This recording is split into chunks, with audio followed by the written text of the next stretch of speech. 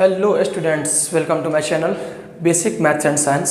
आज हम देखते हैं हमारा एक इम्पॉर्टेंट चैप्टर रियल नंबर, जो कि आपके अपकमिंग एग्जाम क्लास 10 के व्यू से बहुत ही ज़्यादा इम्पॉर्टेंट है। और इससे थोड़ा सा डिफरेंट टाइप का चैप्टर इसलिए भी हो जाता है क्योंकि इसमें स्टेटमेंट्स ज़्यादा आते हैं, वर्ड्स ज़्यादा आते हैं, डिजिट्स का यूज कम किया जाता है, थोड़ा सा कंट्राडिक्शन टाइप का ये चैप्टर माना जाता है, इसलिए भी ये चैप्टर थोड़ा सा टफ हो जाता है। चलिए स्टार्ट करते हैं। रियल नंबर, ठीक है, चैप्टर बहुत ही आसान है, बस थोड़ा सा इसमें ध्यान देने वाली बात है। रियल नंबर पहले कहते किसे हैं?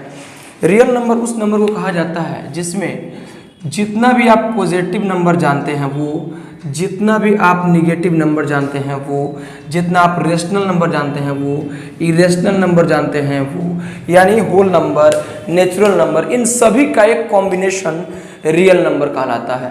ठीक है, यानी कि जितना भी आप नंबर देख रहे हैं अपने आसपास वो सभी रियल नंबर में आ जाते हैं। चलिए आगे बढ़ते हैं। रियल नंबर में एक इम्पॉर्टेंट चीज आता है जिस सबसे पहले स्टार्टिंग में, जिसका नाम है, मान लीजिए कि जैसे 17 और 6, अगर मैंने कहा कि इसका HCF निकालिए तो क्या होगा?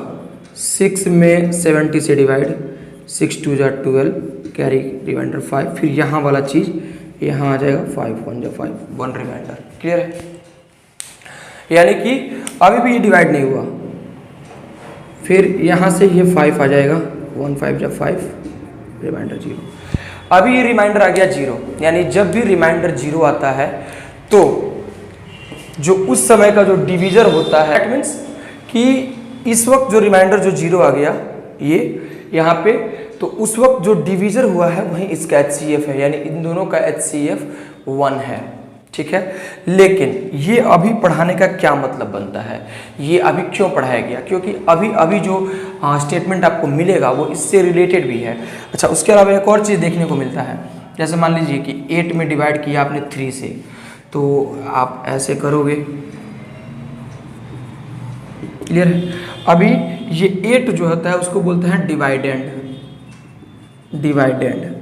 इसको कहते हैं डिवीजर, इसको कहते हैं क्वोशिएंट, और इसको कहते हैं रिमाइंडर। यानी ये जो डिवाइडेंड है ना, वो डिवीजर और क्वोशिएंट को मल्टीप्लाई कर लेके और रिमाइंडर को जोड़ देने के बराबर होता है। यानी 8 = 3 × 2, आप प्लस में 2, यानी ये जो डिवाइडेंड है वो divisor into quotient plus remainder के इक्वल आता है। यानी कि ये भी स्टेटमेंट यहाँ पढ़ाने का यही मतलब है कि इस चैप्टर में हम लोग को इससे रिलेटेड पढ़ना है। चलिए स्टार्ट करते हैं अपना मेजर पॉइंट। इस चैप्टर में पहला पॉइंट आपको देखने को मिलता है Euclid division lemma. Euclid division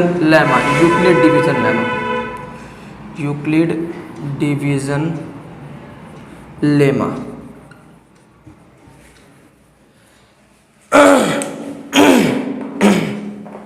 थोड़ा सा गला में खराश है। यहां देखिए, सबसे पहले है यूक्लिड्स, यानी जाहिर सी बात है ये एक यूक्लिड थे जो कि बहुत बड़े मैथमेटिशियन थे। उन्होंने इस डिवीजन पे रिलेटेड एक स्टेटमेंट दिया था। क्या स्टेटमेंट दिया था?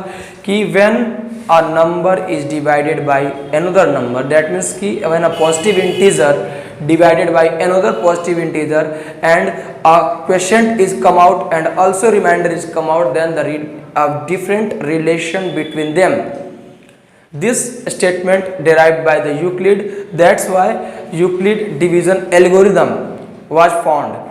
वो यूक्लिड डिवीजन एल्गोरिदम था। अभी उसको जब स्टेटमेंट में अप्लाई किया जाता है, यानी कि मान लीजिए कि a कोई पॉजिटिव इंटीजर है, उसके अलावे b एक पॉजिटिव इंटीजर है, ये दोनों पॉजिटिव इंटीजर है। जब इस a में इस b से डिवाइड किया गया, जब इस a में इस b से डिवाइड किया गया, तो q जो है वो क्वोशिएंट में आया, q जो है वो क्वोशिएंट में आया और r जो है वो रिमाइंडर में आया।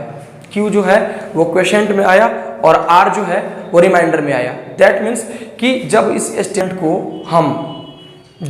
स्टेटमेंट को हम यूक्लिड डिवीजन लेमा पे अरेंज करते हैं, यानी कि a इज इक्वल टू तब क्या हो जाएगा, b से डिवाइड किया गया था तो डिवाइडेंड बनता है, ये होता है डिवाइडेंड, ये होता है डिवीजर, ये होता है क्वेश्चन और ये होता है रिमाइंडर, यानी a is equal to B Q plus R. ये हो गया यूक्लिड डिवीजन लेमा, जिसमें उन्होंने ये भी कहा था कि ये जो r है ना, यानी मान लीजिए कि ये जो 8 है आपने डिवाइड किया बहुत अच्छे से, तो यहाँ जो ये जो रिमाइंडर आ रहा है वो या तो 0 आएगा, 0 से छोटा कभी नहीं आएगा, या तो 0 आएगा या 0 से बड़ा आएगा, लेकिन छोटा किससे आएगा, यहाँ वाले नंबर से हमेशा छोटा ही आएगा। क्यों? क्योंकि अगर यहाँ पे इससे ज़्यादा नंबर आता है तो आप जाहिर सी बात है कि एक बार और डिवाइड करने के लिए मजबूर हो जाओगे। लाइक यहाँ पे मान लीजिए 4 आ जाता तो आप क्या करते, 3 1 जा 3 कर देते, या अगर यहाँ पे 3 आ जाता तो भी आप क्या करते, 3 1 जा 3 करके काट देते। यानी रिमाइंडर तब तक नहीं आ पाता है जब तक कि वो उससे छोटा ना हो जाए। तो यहाँ पे अगर ये 2 आया है तो ये रिमाइंडर आ गया, इसका मतलब कि ये जो रिमाइंडर है वो 0 से बड़ा होगा, ठीक है, लेकिन उसके डिवीजर से छोटा होगा, यानी r जो होगा वो 0 से बड़ा या इक्वल होता है, लेकिन इस डिवीजर से हमेशा क्या होगा, छोटा होगा, यानी b से हमेशा छोटा होगा। यही यहाँ का स्टेटमेंट था यूक्लिड डिवीजन लेमा का। अब बात करते हैं इसका यूज कहाँ आता है, तो अभी मैं दिखा देता हूँ। HCF निकालने में इसका इस्तेमाल किया जाता है, उसके अलावा बहुत से स्टेटमेंट्स को प्रूफ करने के लिए भी इसका काम लिया जाता है, इसका ज़रूरत पड़ता है। जैसे मान लीजिए कि हमारे पास 2 नंबर है, एक है 4052 और एक है 12576, ये 2 नंबर है। इसका HCF निकालना है by the using Euclid division lemma. चलिए, तो सबसे पहले हमें क्या करना है, एक रफ स्केच तैयार करना है। साइड में एक रफ स्केच जब तैयार करते हो तो आप इसको ऐसे कर देते हो। अभी देखो 12,500 यानी 12,576 है, तो 4,052 से करना है। जाहिर सी बात है 3 से नहीं कर सकते हैं, क्यों? क्योंकि 4 3 जा 12,000 तो ऐसे ही हो जाएगा, और 3 से अगर कर देते हैं तो कर देंगे तो हो सकता है बिल्कुल। 3 से करते हैं, 3 2 जा 6, 3 5 जा 15, कैरी करेगा 1, 3 0 0 और ये 1 और 3 4 जा 12, ये हो गया, ये 0 हो गया, ये हो गया 2 और ये हो गया 4, बाकी कट गया, 420 आ गया। अभी इस 420 से इसमें यहाँ पे 4052 ला देते हैं, ठीक है। अभी जब ये 4052 आ जाता है तो उसके बाद में हम कितना टाइम्स में करते हैं, 9 टाइम्स में करते हैं, ठीक है, क्योंकि 9 चौका 36, करीब 3600 के आसपास में पहुँच जाते हैं हम लोग। तो 9 0 0, 9 2 जा 18, कैरी करेगा 1 और 9 4 जा 36 और 1 37, दैट मीन्स कि 2 और 15 में से 8 गया तो 7 और ये हो गया 9 में से ये 272 आ गया। अभी देखिए 272 जब आ जाता है तो उसके बाद यहाँ से मैं इसको थोड़ा सा और एक्सटेंड करके बताता हूँ। ये रिमाइंडर आ गया 272। अभी 272 के लिए डिवीजन के लिए कौन आ जाएगा, ये आ जाएगा। कितना बार में करेंगे, जाहिर सी बात है 2 टाइम्स में नहीं हो सकता है, 1 टाइम्स में ही होगा। तो 272 करते हैं, 10 में से कैरी करेगा 2 तो 8 जाएगा, और ये 11 में से 7 गया तो 4 हो गया, और ये 3 में से 2 गया तो 1 हो गया।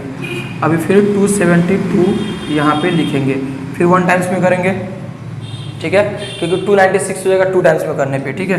तो अभी यहाँ पे करना शुरू करते हैं। तो 148, ये 12 में से कैरी करेगा 8 तो 4 हो जाएगा, और ये 6 में से 4 गया तो 2, और ये हो जाएगा आपको 1। अभी ये 148 को करते हैं, 1 टाइम्स में ही करेंगे, 124 करेंगे, कैरी करके 24 हो जाएगा, 124 करेंगे, फिर ये 5 हो जाएगा, और ये हो जाएगा 4, और फिर ये 24, ये हो गया। देखिए लास्ट में यहाँ पे रिमाइंडर आ गया 0 आ गया, यहाँ लास्ट में आ गया 0। तो इसका मतलब क्या होता है कि ये जो डिवीजर है ना, यहाँ पे ये जो डिवीजर है 4, वही उसका HCF कहलाएगा। अभी हम इसको क्या करते हैं, अरेंज करते हैं। कैसे, चलिए दिखाते हैं। हमें क्या करना है, यूक्लिड डिवीजन लेमा को यूज करते हुए उसको अरेंज करना है। चलिए स्टार्ट करते हैं। तो ये है हमारे पास में एक स्टेटमेंट, ये हो जाएगा, दूसरा वाला ये हो जाएगा, इसको लेके ऐसे, ये वाला दूसरा वाला हो गया। चलिए सबसे पहले हम अरेंज कैसे करते हैं, बड़े वाले से छोटे वाले का रिलेशन अरेंज करेंगे। 12576 is equal to divisor into question plus remainder. Dividend is equal to क्या होता है, divisor into question plus remainder, यानी यहाँ पे ये डिवाइडेंड है, ये डिवीजर क्वेश्चन और ये रिमाइंडर। तो डिवाइडेंड यानी इतना इज इक्वल टू इतना इंटू इतना प्लस इतना, यानी कि 4052 इंटू 3 प्लस 420। क्लियर है? पहला स्टेटमेंट मिल गया। अभी फिर अब किसको कौन डिवाइडेंड बनेगा? अभी डिवाइडेंड बनेगा ये वाला डिवीजर, क्योंकि इस वाले से डिवाइड दिया जाता है। रिमाइंडर ही जाके आगे चल के डिवीजर बनता है और पुराना वाला डिवीजर आगे चल के डिवाइडेंड बनता है, यानी ये वाला। तो फिर 4052 इज इक्वल टू किससे रिलेशन करेंगे? इससे। कितना बार में किया था? 9 टाइम्स में किया था ना। रिमाइंडर कितना आ गया था? 272 आ गया था। अभी फिर क्या करेंगे? 420 को एक्सटेंड करेंगे। किससे रिलेशन करेंगे? 272 से। कितना टाइम्स में किया था हमने? 1 टाइम्स में किया था। रिमाइंडर कितना गया था? 148 आया था। ठीक है, रिमाइंडर आ गया 148, कोई बात नहीं है, आगे बढ़ते हैं। अभी फिर किसको करेंगे? 272 को किससे रिलेशन करेंगे? 148 से। कितना टाइम्स में? 1 टाइम्स में किया है, तो कितना आ गया है? 124 आ गया रिमाइंडर। अभी फिर 148 को करेंगे किससे? 124 से। 1 टाइम्स में किया था, 24 आ गया था। अभी 124 को करेंगे किससे? 24 से। कितना? 5 और फिर 4 रिलेशन में आ गया था। अभी 24 को करेंगे किससे? 4 × 6 प्लस 0 से करेंगे। ठीक है, अभी यहाँ पे रिमाइंडर क्या आ गया? 0। तो यहाँ लिखेंगे hence r equal to 0 so 4 is HCF answer. यानी यूक्लिड डिवीजन लेमा का इस्तेमाल HCF निकालने में भी किया जाता है। उसके अलावे अभी सिर्फ HCF निकालने में नहीं, अभी आप आगे देखोगे किसी किसी स्टेटमेंट को प्रूफ करने में भी इसका इस्तेमाल किया जाता है। ठीक है, ये हो गया ऐसे स्टेटमेंट। सबसे पहले रफ स्केच तैयार करते हैं और बहुत अच्छे से रिलेशन देखिए ना, ये पहले इसमें रिलेशन हुआ। ठीक है, तो डिवाइडेंड ये, डिवीजर ये, अब क्वेश्चन रिमाइंडर निकलेगा। फिर उसके बाद में ये वाला यहाँ आ जाएगा, फिर ये वाला यहाँ आ गया, ये वाला यहाँ आ गया, ये वाला यहाँ आ गया, ये वाला यहाँ आ गया, ये वाला यहाँ आ गया। एकदम आसान है। 420 यहाँ आ गया, 272 यहाँ आ गया, 148 यहाँ आ गया, 124 यहाँ आ गया, 24 यहाँ आ गया, 4 यहाँ आ गया। यानी जो रिमाइंडर है वो डिवीजर बन जाता है और जो डिवीजर था वो क्वेश्चन डिवाइडेंड बन जाता है। ठीक है, चलिए, तो इस तरह से हम यूक्लिड डिवीजन लेमा का इस्तेमाल करते हैं। आगे बढ़ते हैं थोड़ा सा। देखिए कभी कभी क्या होता है, यूक्लिड डिवीजन एल्गोरिदम और यूक्लिड डिवीजन लेमा को सेम मान लिया जाता है। ऐसा इसलिए होता है क्योंकि ये दोनों ही एक दूसरे से बहुत ही मेजर पॉइंट्स के थ्रू इंटरलिंक्ड है, एक दूसरे से कनेक्टेड है। इसलिए कभी कभी लगता है कि ये दोनों सेम ही है, बट ये दोनों सेम नहीं है, माइनर डिफरेंस है। वो एक स्टेटमेंट है और ये उसका एक निचोड़ समझिए एक तरह से वो है। ठीक है, चलिए आगे बढ़ते हैं। जैसे कह रहा है क्वेश्चन में, एग्जाम्पल 2 है NCERT का। ठीक है, क्वेश्चन आपके सामने होगा, आप अपनी बुक में रख लीजिएगा। क्वेश्चन है, मैं क्वेश्चन इसलिए नहीं लिखता हूँ कि आपके पास में बुक होगा NCERT, क्योंकि आप 10th के एस्पिरेंट हैं तो आपके पास NCERT की बुक होनी बेहद ज़रूरी है, क्योंकि उसके बिना आप कोई भी एग्जाम, कोई बोल रहे हैं 10th का एग्जाम पास आउट शायद नहीं कर पाएंगे। चलिए आगे बढ़ते हैं। So that every positive even integer, यहाँ इवन इंटीजर्स की बात कर रहा है, और in the form of 2q and the every positive odd integer in the form of 2q plus 1। ठीक है, चलिए तो आगे बढ़ते हैं हम यहाँ पे। So that every positive even integers is in the form of 2q and that every positive odd integer is in the form of 2q plus 1। सबसे पहले स्टेटमेंट बहुत इजी है, हमें क्या करना है, एकदम इजी वे में क्या लिखना है, सॉल्यूशन पहले लिख लेना है। हमें क्या लिखना है स्टेटमेंट में, let a and b any 2 positive integers. Clear है? फिर आगे लिखना है when a divided by b q comes as quotient and r as remainder. ठीक है, then from Euclid division lemma। ठीक है, क्या था लेमा में, तो जब a को b से डिवाइड किया गया तो b डिवीजर, क्वोशिएंट और रिमाइंडर। r का वेरिएशन कहाँ से होता है, 0 से बड़ा होगा और किससे छोटा होगा, ये b से छोटा होगा। अभी हमें प्रूफ क्या करना है, 2q और 2q प्लस 1, यहाँ वाले नंबर पे फोकस करेंगे। 2 है ना, तो b इज इक्वल टू 2 लेंगे, अगर वहाँ 3 होता तो 3 लेते, 4 होगा तो 4 लेंगे, 6 होगा तो 6 लेंगे, जो होगा वही लेंगे, ठीक है। अभी a इज इक्वल टू क्या हो जाएगा, 2q प्लस r हो जाएगा ना, क्यों, क्योंकि b की जगह पे 2 रखना था तो b बराबर 2 हो गया। अभी r का वेरिएशन 0 से बड़ा होगा लेकिन बेचारा छोटा होगा 2 से, तो r क्या क्या हो सकता है, तो r मे बी 0 और 1, 2 नहीं हो सकता है क्योंकि 2 से छोटा की बात की जा रही है यहाँ पे। अभी देखिए when r is equal to 0 तो a इज इक्वल टू क्या हो जाएगा, यहाँ पे इस स्टेटमेंट में r is equal to 0 put करेंगे तो क्या हो जाएगा 2q plus 0, that means a is equal to क्या हो गया 2q, यानी ये हो गया even form. When r is equal to 1 तो a इज इक्वल टू क्या हो जाएगा 2q प्लस 1 हो गया, ये क्या हो गया ऑड फॉर्म, ठीक है, हो गया। इतना ही प्रूफ करना था हम लोगों को कि इवन जो होता है वो 2q फॉर्म का होता है और ऑड जो होता है वो 2q प्लस 1 के फॉर्म का होता है, बहुत ही आसान है। इन केस मान लीजिए क्वेश्चन में कह देता कि इसके स्क्वायर को प्रूफ कीजिए, तो स्क्वायर के लिए क्या करते हैं, दोनों तरफ स्क्वायर, यहाँ भी स्क्वायर और यहाँ भी स्क्वायर करते हैं। चलिए अगला क्वेश्चन मैं बता देता हूँ, उस पर आपको स्क्वायर समझ में आ जाएगा, फिर मैं क्यूब का हिंट्स भी दे दूंगा ताकि वो भी क्लियर हो जाए।